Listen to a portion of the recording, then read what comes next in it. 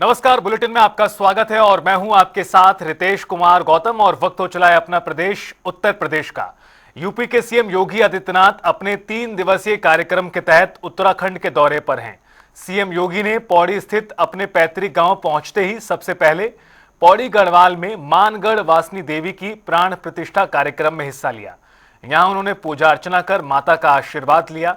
इसके बाद सीएम योगी किसान मेले में पहुंचे, जहां उन्होंने जनसभा को भी संबोधित किया। आपको बता दें कि सुबह 9:30 बजे योगी आदित्यनाथ देहरादून के जॉली ग्रांट एयरपोर्ट पहुंचे थे, जहां उनका उत्तराखंड के कैबिनेट मंत्री गणेश जोशी और प्रेमचंद्र अग्रवाल ने स्वागत किया था।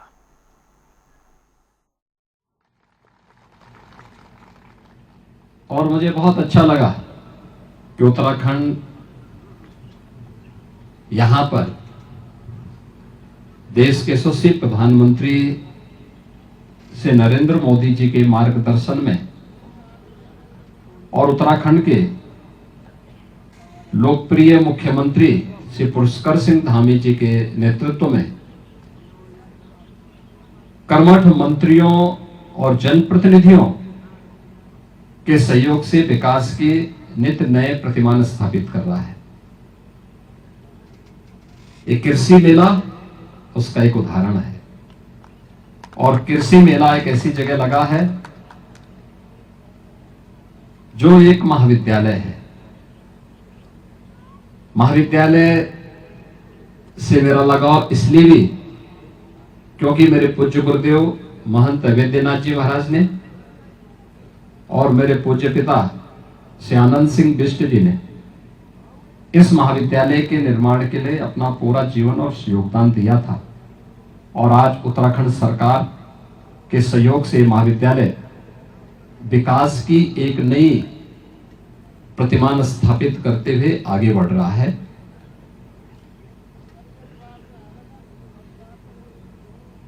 यहां पर जीवी पंत कृषि और प्रौद्योगिकी विश्वविद्यालय है।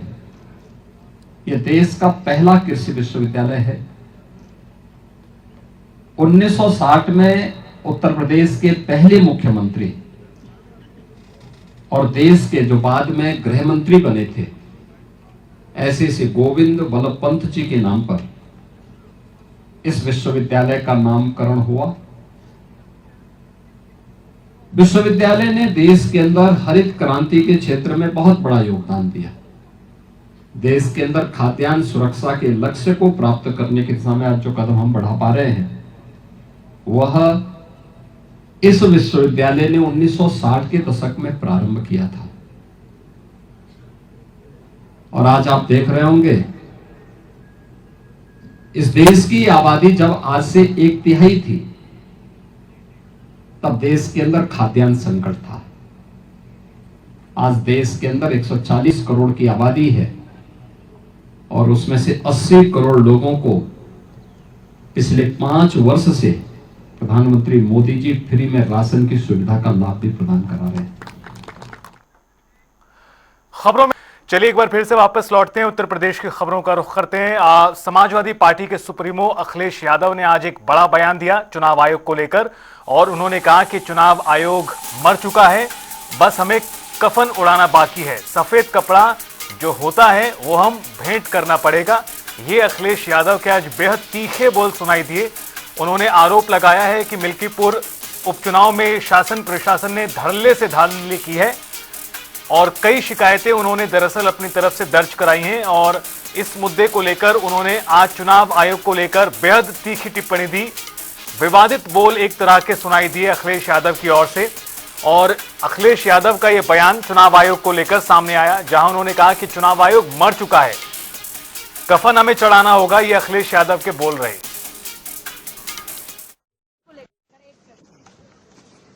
ये बीजेपी का चुनाव लड़ने का तरीका है।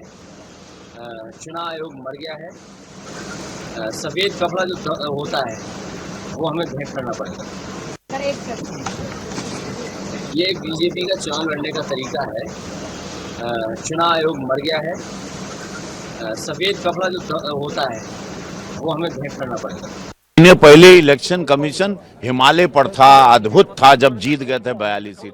आज वो मर गया, 6 महीने में ही मर गया।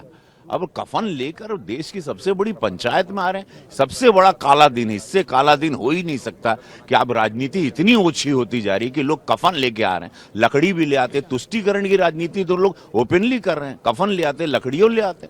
तो इससे अपने समुदाय, अपने वोटरों को हमेशा ये संदेशा भेजते हैं और जाति की राजनीति हम लोगों पर लगाते हैं। भाजपा वाले जाति राजनीति करते हैं।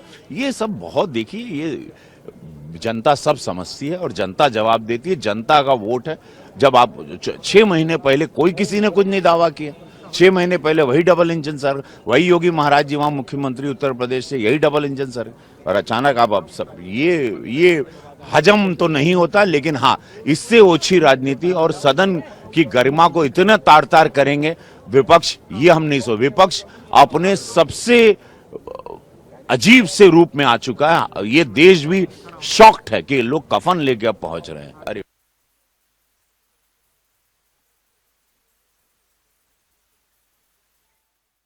चुनाव आयोग एक स्वतंत्र एवं निष्पक्ष संस्था है, संवैधानिक है। जो लोग संविधान को बचाने की बात कर रहे थे, आरक्षण की बचाने की बात कर रहे थे, वो संविधान द्वारा प्रदत्त चुनाव आयोग के इस संस्था पर प्रतिकूल टिप्पणी करके डेमोक्रेसी को नुकसान पहुंचा रहे हैं। मौलाना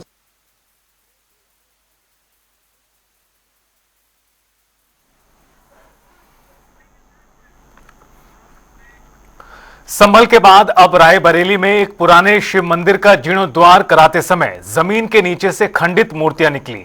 ये मूर्तियां 1000 साल पुरानी बताई जा रही हैं।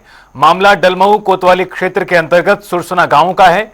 ग्रामीणों की ओर से सैकड़ों वर्ष पुराने शिव मंदिर का जीर्णोद्धार कराया जा रहा था। खुदाई के समय वहां पर एक के बाद एक देवी देवताओं की मूर्ति निकलने लगी, जिसके बाद पुरातत्व विभाग को सूचना दी गई। जब इसे लेकर ग्रामीणों से बात हुई तो उन्होंने क्या कुछ कहा, सुनाते हैं आपको। रायबरेली जिले में आने वाली डलमऊ तहसील में आने वाला गांव सुरसना इन दिनों सुर्खियों पे है। दरअसल बात यह है कि इस गांव में ग्रामीणों द्वारा एक मंदिर का निर्माण कराया जा रहा था। उसी दौरान यहां पे खुदाई का कार्य चल रहा था। खुदाई के दौरान यहाँ पे कुछ ऐसी मूर्तियाँ मिली हैं जिनका अनुमान लगाया जा रहा है ये सैकड़ों वर्ष पूर्व है। फिलहाल यहाँ पे हम मौजूद हैं, यहाँ जो ग्रामीण हैं उन्हीं से जानेंगे आखिरकार ये कैसे क्या हुआ और अभी तक यहाँ पे कौन कौन लोग आए हैं। दादा, सबसे पहले अपना नामो परिचय बता दीजिए। संतोष त्रिवेदी, पूर्व प्रधान ग्राम खितूली। अच्छा, ये कौन सी जगह है और ये जो मूर्तियाँ निकली हैं क्या है इसका रहस्य? ये सुरसना गांव पंचायत है, डलमऊ ब्लॉक में आता है, ऊंचाहार विधानसभा के अंतर्गत। ये बहुत पुराना चबूतरा यहाँ बना हुआ था और प्रतिवर्ष यहाँ मेला लगता है शिवरात्रि के दिन।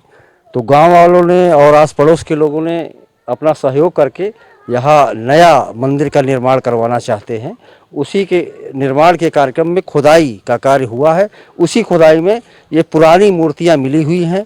अब इनमें कौन सा भाषा लिखी हुई है कोई यहाँ लोकल का आदमी नहीं पढ़ पा रहा, ना बता पा रहा है।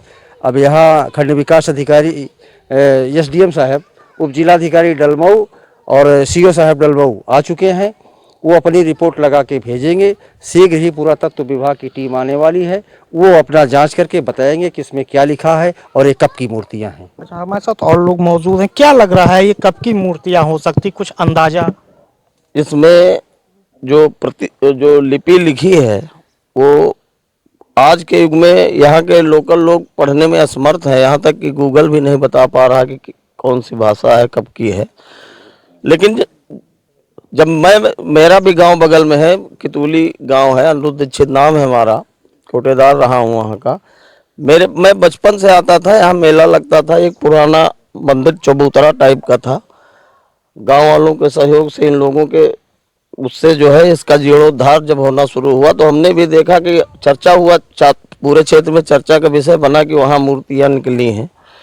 तो ये हमारे भाई इसी गांव के निवासी हैं, मिश्रा जी हैं। इन लोग बता रहे हैं कि यहाँ कभी बंजारों का कोई टीला उला था, यहाँ बंजारे रहते थे। तो ये अनुमान लगाना मुश्किल है। हमको तो लगता है 300-400 वर्ष पुरानी लिपि है जो अब विलुप्त है, अपने यहाँ नहीं है। तो सही जानकारी तो पुरातत्व विभाग वाले ही बता पाएंगे कि कितने वर्ष पुराना ये यहाँ पे जो स्थानीय लोग हैं इनका कहना है कि अभी तक ये स्पष्ट नहीं हो पाया कि आखिरकार ये मूर्तियां कब की हैं, लेकिन सबसे बड़ी बात यह है कि खबर दिखाए जाने के बाद फिलहाल रायबरेली का जिला प्रशासन हरकत में आया है और लगातार अधिकारी यहाँ पर आकर के मूर्तियों की समीक्षा कर रहे हैं। अब देखने वाली बात यह है कि आखिरकार पुरातत्व विभाग द्वारा इन मूर्तियों की अवधि क्या बताई जाती है, यह तो आने वाला समय ही बताएगा।